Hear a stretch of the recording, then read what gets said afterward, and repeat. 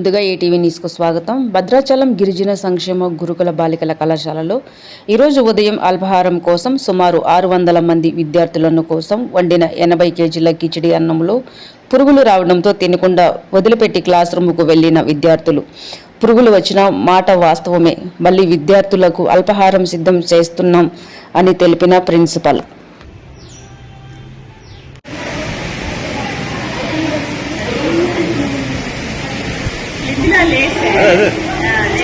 ఉన్న వాళ్ళకి పెట్టినా మళ్ళీ ఇబ్బందిగా మనకి.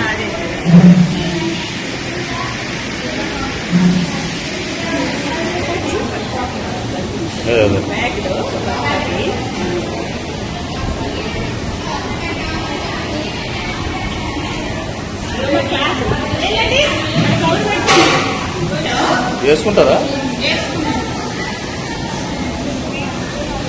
మామూలుగా మార్నింగ్ మీరు ఇచ్చేది ఇంతవరకు?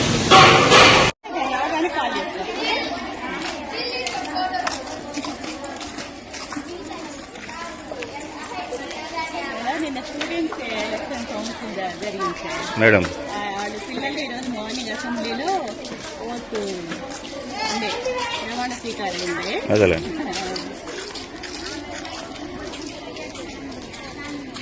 Good morning madam.